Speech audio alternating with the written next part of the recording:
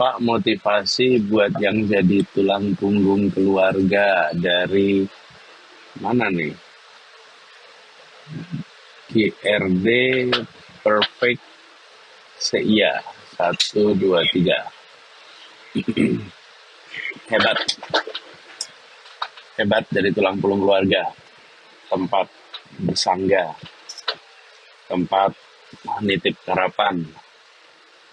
Itu peran yang keren. Mungkin pada saat menjalannya terasa berat, karena jadi tambatan bagi keluarga. Tapi nanti ketika keluarga udah makin tumbuh, makin Setelah Anies, giliran Cawapres nomor urut 3, Mahfud MD yang mulai menggunakan fitur live TikTok. Mahfud MD pertama kali melakukan live TikTok pada malam tahun baru. Dalam live-nya, Mahfud MD membahas sejumlah hal, seperti mengajak masyarakat untuk menjadi lebih baik dari tahun sebelumnya, menyampaikan refleksi akhir tahun, hingga membahas soal klub sepak bola Manchester United atau MU yang mengalami kekalahan.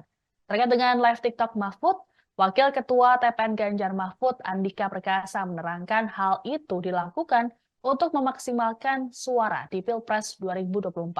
Menurut Andika, live TikTok tersebut bisa untuk menggait pemilih seluas-luasnya. Lebih lanjut, Andika mengatakan live TikTok ini berkat masukan dari Deputi Kanal Media TPN Ganjar Mahfud, Karania Dharma Saputra. Sementara itu, Wakil Ketua TPN Andi Gani Nenawea mengklaim live TikTok Mahfud ini tidak terinspirasi Anies atau capres lainnya. Kampanye via fitur live TikTok ini pun dianggap sangat efektif karena bisa menjangkau pemilih yang jaraknya cukup jauh. Beri contoh kasus ya, kemarin ada seorang yang menyerobot lahan negara selama 22 tahun, mula-mula mau diberi pengampunan, minta pengampunan gitu. Karena denda yang dijatuhkan oleh negara itu, denda dan perampasan terhadap asetnya sebesar 42 triliun.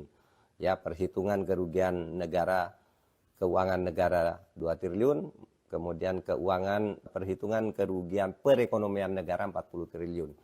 Nah itu orangnya juga dihukum 12 tahun. Nah itu artinya apa? Artinya kita memenjarakan sekaligus merampas hartanya. Sekali lagi problemnya itu bagi saya, banyak orang bisa pinter hukum, tapi itu orang yang masuk penjara, orang pinter kuliah hukum juga, tuh sulit-sulit tuh. Ada hakimnya, jaksanya, polisinya, profesornya itu pada banyak di penjara yang pinter. Aksi live TikTok yang dilakukan oleh Capres Anies Baswedan dan Cawapres Mahfud MD saat ini tengah menjadi sorotan. Hal ini pun memunculkan pertanyaan mengenai aksi serupa yang mungkin dilakukan oleh kubu paslon Prabowo Gibran. Wakil Ketua TKN Prabowo Gibran, Edi Suparno, mengatakan kampanye via media sosial utamanya TikTok sejatinya sudah dilakukan pihaknya dalam Pilpres 2024. Meski begitu, Edi berujar pihaknya utamanya Gibran mengedepankan kampanye dengan turun langsung ke masyarakat. Terlebih dalam memberikan penyuluhan program kerja pada para pemilih muda atau pemilih pemula. Hal serupa juga disampaikan oleh Wakil Ketua Tim Golf atau Relawan TKN, Immanuel Ebenezer atau Noel. Namun saat ditanya apakah ada rencana untuk melakukan kampanye live TikTok, Noel tidak memberikan respons lebih jauh.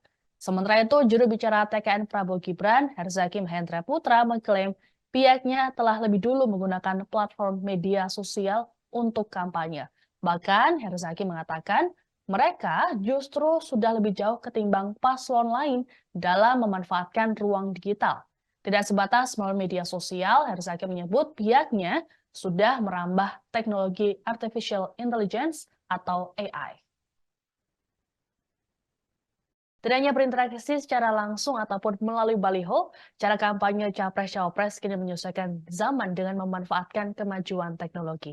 Satu di antaranya adalah menggunakan fitur live pada media sosial TikTok seperti yang dilakukan oleh Capres nomor urut 1, Anies Baswedan. Bahkan live TikTok perdana Anies Baswedan tembus 300.000 penonton.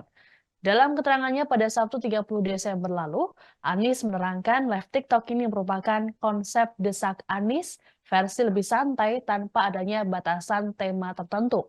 Kemunculan Anies dalam live TikTok kemudian menciptakan fenomena lainnya, yakni dukungan dari kalangan K-popers atau penggemar K-pop. Di akun media sosial X muncul sebuah akun dengan nama @anisbubble. Dalam bionya, akun tersebut menyatakan mengarsipkan kegiatan dari Anis. Uniknya, setiap postingan @anisbubble selalu menggunakan Hangul Korea. Adapun foto profil akun ini menggunakan animasi burung hantu yang merupakan simbol kecerdasan dan kebijaksanaan. Kegiatan akun tersebut pun selayaknya membagikan aktivitas dari idol K-pop. Untuk diketahui, Bubble merupakan layanan berbayar yang memungkinkan penggemar menerima dan membalas pesan foto serta video yang dikirimkan artis K-pop favorit. Adapun Bubble diciptakan oleh Diryu, perusahaan pengembang perangkat lunak Korsel yang merupakan anak perusahaan SM Entertainment, SM Studios. Para penggemar akan mendapatkan konten idol mereka secara eksklusif dengan cara membayar. Adanya akun @anisbubble pun membuat warganet khususnya kalangan K-popers memberi julukan baru untuk Anis, seperti Owl Asjusi, Abah Owl, bahkan ada yang memplesetkan nama Anis ke dalam nama Korea yakni Park Ahnis. Terkait keberadaan akun @anisbubble yang berkembang masif, ternyata tidak melibatkan Timnas Amin. Juru bicara Timnas Amin, Billy David Nerotumelina, mengaku pihaknya sudah mengetahui adanya akun tersebut. David memastikan akun tersebut inisiatif buatan masyarakat. Di sisi lain, David juga belum memastikan apakah akun tersebut dibuat oleh relawan Anies Muhaimin. Meski berkembang organik, kemunculan @anisbubble belum dapat dipastikan bisa mendongkrak suara ataupun elektabilitas dari Anies.